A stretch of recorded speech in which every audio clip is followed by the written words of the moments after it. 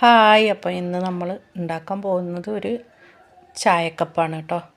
അപ്പോൾ ഞാൻ അതിന് വേണ്ടിയിട്ട് ആദ്യം ഒരു ഉരുള മാവ്.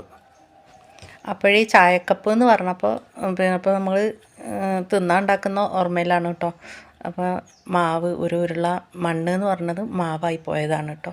അപ്പോൾ ഞാൻ ആദ്യം ഒരു ഉരുള മണ്ണ് അടിയിൽ വെച്ചിട്ട് ഒന്ന് റൗണ്ട് ഷേപ്പാക്കി ഒന്ന് എടുത്തു കേട്ടോ. ഇന്നിപ്പോൾ ഞാൻ ഈ കപ്പ് ഉണ്ടാക്കാനൊന്നും തീരുമാനിച്ചിട്ടുണ്ടായിരുന്നില്ല കേട്ടോ. അപ്പോൾ ഒരു നൈറ്റിയൊക്കെ ഞാൻ വെട്ടി വെച്ചിട്ടുണ്ടായിരുന്നു.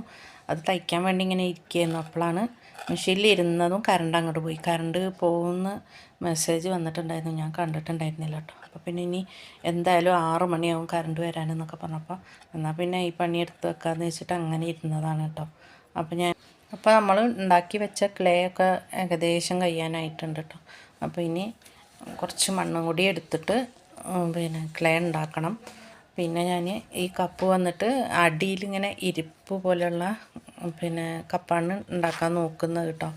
അപ്പോൾ അതിൻ്റെ അടിയിൽ വന്നിട്ട് ഒരു ഉരുള മണ്ണ് വെച്ചിട്ട് അതിൻ്റെ മേലേക്ക് ഇതങ്ങനെ കയറ്റി വെച്ചാൽ ഒരു ഇരിപ്പ് പോലെ കിട്ടുമല്ലോ എന്ന് വെച്ചിട്ടാണ് ചെയ്തു നോക്കിയത്. പക്ഷേ അങ്ങനെ വന്നതേ ഇല്ല കേട്ടോ. പിന്നെ ഞാൻ സാധാ ചെയ്ത പോലെ തന്നെ ചെയ്തു. നമ്മളങ്ങനെ ഇങ്ങനെ വളച്ച് കൊണ്ടുവരുമ്പോൾ മണ്ണ് സൈഡൊക്കെ പൊട്ടി വരുന്നുണ്ട് കേട്ടോ. അപ്പോൾ മണ്ണിൽ ഇങ്ങനെ പണിയെടുക്കൽ അത്ര എളുപ്പമുള്ള കാര്യമൊന്നുമല്ല.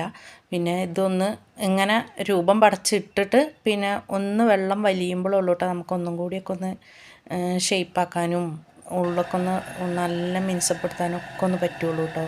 2-3 ദിവസമൊക്കെ ആവും ഒന്ന് ആയി കിട്ടണമെങ്കിൽ. അപ്പോൾ നമുക്ക് ഏകദേശം ആയിട്ടുണ്ട്. അപ്പോൾ എൻ്റെ കൈപ്പിടിയൊക്കെ ഒന്ന് വെച്ച് കൊടുക്കാം കേട്ടോ. അപ്പോൾ ഞാൻ കപ്പ് ഉണ്ടാക്കുക എന്ന് പറയുമ്പോൾ നമ്മളെ മനസ്സിലൊരു ഊഹം ഉണ്ടാവുമല്ലോ കപ്പ് എങ്ങനെയാണ് നിൽക്കല്. ആ ഒരു ഐഡിയ മനസ്സിൽ മാത്രമേ ഉള്ളൂ കേട്ടോ. ഉണ്ടാക്കി നോക്കി വന്നപ്പോൾ ഇങ്ങനെയായി.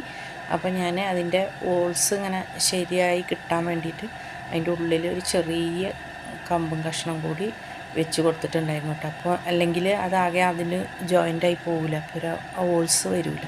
അപ്പോൾ ചെറിയൊരു കമ്പും കഷ്ണം കൂടെ അതിൻ്റെ ഇടയിൽ വെച്ച് കൊടുത്തിട്ടുണ്ടായിരുന്നു കേട്ടോ.